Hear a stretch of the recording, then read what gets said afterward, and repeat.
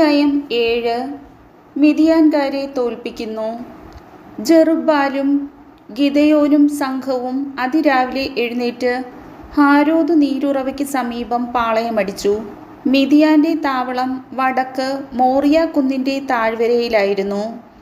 കർത്താവ് ഗിദെയോനോട് പറഞ്ഞു, നിങ്ങളുടെ സംഖ്യ അധികമായതിനാൽ മിദ്യാൻകാരെ ഞാൻ നിങ്ങളുടെ കയ്യിൽ ഏൽപ്പിക്കുന്നില്ല. സ്വന്തം കൈകൊണ്ട് തന്നെ രക്ഷ പ്രാപിച്ചു എന്ന് ഇസ്രായേൽ എൻ്റെ നേരെ നോക്കി വീമ്പടിച്ചേക്കും. അതുകൊണ്ട് ഭയന്നു വിറയ്ക്കുന്നവർ വീടുകളിലേക്ക് തിരിച്ചു പൊയ്ക്കൊള്ളുക എന്ന് ജനത്തോട് പറയണം. ഗിദെയോൻ അവരെ പരിശോധിച്ചു. 20,000 പേർ തിരിച്ചുപോയി, 10,000 പേർ ശേഷിച്ചു. കർത്താവ് വീണ്ടും ഗിദെയോനോട് പറഞ്ഞു, ജനങ്ങൾ ഇപ്പോഴും അധികമാണ്. അവരെ ജലാശയത്തിലേക്ക് കൊണ്ടുവരിക. അവിടെ വെച്ച് ഞാൻ അവരെ നിനക്ക് വേണ്ടി പരിശോധിക്കാം. ഇവൻ നിന്നോടുകൂടെ പോരട്ടെ എന്ന് ഞാൻ ആരെപ്പറ്റി പറയുന്നുവോ അവൻ നിന്നോടുകൂടെ വരട്ടെ.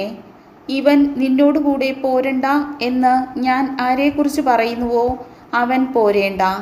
ഗിദെയോൻ ജനത്തെ ജലത്തിന് സമീപം കൊണ്ടുവന്നു.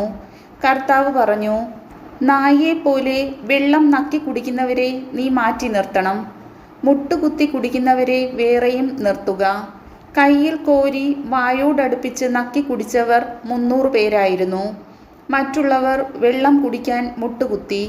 കർത്താവ് ഗിദെയോനോട് പറഞ്ഞു, വെള്ളം നക്കി കുടിച്ച 300 പേരെ കൊണ്ട് ഞാൻ നിങ്ങളെ വീണ്ടെടുക്കും. മിദ്യാൻകാരെ നിന്റെ കയ്യിൽ ഏൽപ്പിക്കും. മറ്റുള്ളവർ താന്താങ്ങളുടെ ഭവനങ്ങളിലേക്ക് പോകട്ടെ. അവർ ജനത്തിൽ നിന്ന് കാഹളങ്ങളും ഭരണികളും ശേഖരിച്ചു. 300 പേരെ നിരത്തിയിട്ട് ബാക്കി ഇസ്രായേല്യരെ സ്വന്തം കൂടാരങ്ങളിലേക്ക് തിരിച്ചയച്ചു. അവർക്ക് താഴെ താഴ്വരയിലായിരുന്നു മിദ്യാൻകാരുടെ താവളം.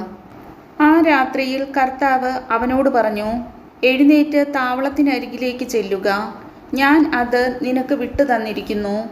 എന്നാൽ താഴേക്ക് ഇറങ്ങിച്ചെല്ലാൻ നിനക്ക് ഭയമാണെങ്കിൽ ഭൃത്യൻ പൂരായെ കൂടി കൊണ്ടുപോവുക. അവൻ പറയുന്നത് നീ കേൾക്കുക. അപ്പോൾ താവളത്തിനെതിരെ നീങ്ങാൻ നിനക്ക് കരുത്തു ലഭിക്കും. ഭൃത്യനായ പൂരായോടുകൂടെ ആയുധധാരികളായ ശത്രുഭടന്മാരുടെ പുറം താവളത്തിലേക്ക് അവർ ഇറങ്ങിച്ചെന്നു. മിദ്യാൻകാർ, അമലേക്യർ, പൗരസ്ത്യർ ഇവരുടെ കൂട്ടം താഴ്വരയിൽ വെട്ടുകിളികൾ പോലെ അസംഖ്യമായിരുന്നു. അവരുടെ ഒട്ടകങ്ങൾ കടൽപ്പുറത്തെ മണൽ പോലെ സംഖ്യാതീതമായിരുന്നു. ഗിദെയോൻ ചെല്ലുമ്പോൾ ഒരാൾ സ്നേഹിതനോട് ഒരു സ്വപ്നം വിവരിക്കുകയായിരുന്നു. അവൻ പറഞ്ഞു, ഞാൻ ഒരു സ്വപ്നം കണ്ടു. മിദ്യാൻകാരുടെ താവളത്തിലേക്ക് ഒരു ബാർലിയപ്പം ഉരുണ്ടുരുണ്ടു വന്ന് കൂടാരത്തിന്മേൽ തട്ടി. കൂടാരം മേൽ കീഴായി മറിഞ്ഞ് നിലം പരിചായി. അവൻ്റെ സ്നേഹിതൻ പറഞ്ഞു, ഇത് ഇസ്രായേല്യനായ യോവാഷിൻ്റെ പുത്രൻ ഗിദെയോൻ്റെ വാളല്ലാതെ മറ്റൊന്നുമല്ല. അവൻ്റെ കൈകളിൽ ദൈവം മിദ്യാൻകാരെയും സൈന്യത്തെയും ഏൽപ്പിച്ചിരിക്കുന്നു. സ്വപ്നവും അതിൻ്റെ വ്യാഖ്യാനവും കേട്ടപ്പോൾ ഗിദെയോൻ ദൈവത്തെ വണങ്ങി. അവൻ ഇസ്രായേലിൻ്റെ താവളത്തിലേക്ക് തിരിച്ചു ചെന്ന് പറഞ്ഞു, എഴുന്നേൽക്കുവിൻ, കർത്താവ് മിദ്യാൻ സൈന്യത്തെ നിങ്ങളുടെ കരങ്ങളിൽ ഏൽപ്പിച്ചിരിക്കുന്നു. അവൻ ആ 300 പേരെ 3 ഗണമായി തിരിച്ചു. അവരുടെ കൈകളിൽ കാഹളങ്ങളും ഒഴിഞ്ഞ ഭരണികളിൽ പന്തങ്ങളും കൊടുത്തുകൊണ്ട് പറഞ്ഞു, എന്നെ നോക്കുവിൻ, ഞാൻ ചെയ്യുന്നത് പോലെ ചെയ്യുവിൻ. പാളയത്തിൻ്റെ അതിർത്തിയിൽ ചെല്ലുമ്പോൾ ഞാൻ ചെയ്യുന്നത് പോലെ നിങ്ങളും ചെയ്യണം.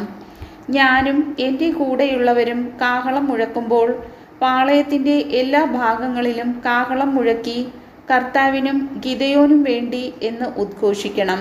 ഭടന്മാർ കാവൽ മാറുമ്പോൾ ഗിദെയോനും കൂടെയുള്ള 100 പേരും പാളയത്തിൻ്റെ അതിർത്തിയിലെത്തി. അവർ കാഹളം മുഴക്കി. കയ്യിലുണ്ടായിരുന്ന ഭരണികൾ ഉടച്ചു. 3 ഗണങ്ങളും കാഹളം മുഴക്കി. ഭരണികൾ ഉടച്ചു. ഇടത്തു കൈയിൽ പന്തവും വലത്തു കൈയിൽ കാഹളവും പിടിച്ചു. കർത്താവിനും ഗിദെയോനും വേണ്ടി ഒരു വാൾ എന്ന് അവർ ആർത്തു വിളിച്ചു. താവളത്തിനു ചുറ്റും ഓരോരുത്തരും താന്താങ്ങളുടെ സ്ഥാനങ്ങളിൽ നിന്നു. ശത്രുസേന ഓടിപ്പോയി. അവർ നിലവിളിച്ചുകൊണ്ട് ഓടി രക്ഷപ്പെട്ടു. ആ 300 കാഹളങ്ങൾ മുഴങ്ങിയപ്പോൾ തൻ്റെ കൂട്ടുകാരനെയും സഹയോദ്ധാക്കളെയും വാൾ കൊണ്ട് വെട്ടാൻ കർത്താവ് പാളയത്തിലെ ഭടന്മാരെ പ്രേരിപ്പിച്ചു. പട്ടാളം സെരേറ ലക്ഷ്യമാക്കി ബത്ഷിത്ത വരെയും തബാത്തിൽ കൂടി അബൽ മെഹോലയുടെ അതിരുവരെയും ഓടി. നഫ്താലി, ആശേർ, മനാസെ ഗോത്രങ്ങളിൽ നിന്ന് വിളിച്ചുകൂട്ടിയ ഇസ്രായേൽക്കാർ മിദ്യാൻകാരെ പിന്തുടർന്നു. ഗിദെയോൻ എഫ്രായിം മലനാടിൻ്റെ എല്ലാ ഭാഗങ്ങളിലും ദൂതന്മാരെ അയച്ചു പറഞ്ഞു, മിദ്യാൻകാർക്കെതിരെ ഇറങ്ങിവരുവിൻ. ബത്ബാറയും ജോർദാനും വരെയുള്ള ജലാശയങ്ങൾ പിടിച്ചടക്കുവിൻ. എഫ്രായിംകാർ ഒരുമിച്ച് കൂടി ബത്ബാറയും ജോർദാനും വരെയുള്ള ജലാശയങ്ങൾ കൈവശമാക്കി. മിദ്യാനെ പിന്തുടരവേ ഓറെബ്, സേബ് എന്നീ മിദ്യാൻ പ്രഭുക്കളെ അവർ പിടികൂടി. ഓറെബിനെ ഓറെബ് ശിലയിൽ വെച്ചും സേബിനെ സേബ് മുന്തിരിച്ചക്കിനരികെ വെച്ചും കൊന്നുകളഞ്ഞു. ഓറെബിൻ്റെയും സേബിൻ്റെയും തലകൾ അവർ ജോർദാൻ്റെ അക്കരെ ഗിദെയോൻ്റെ അടുത്ത് കൊണ്ടുചെന്നു. കർത്താവിൻ്റെ വചനം.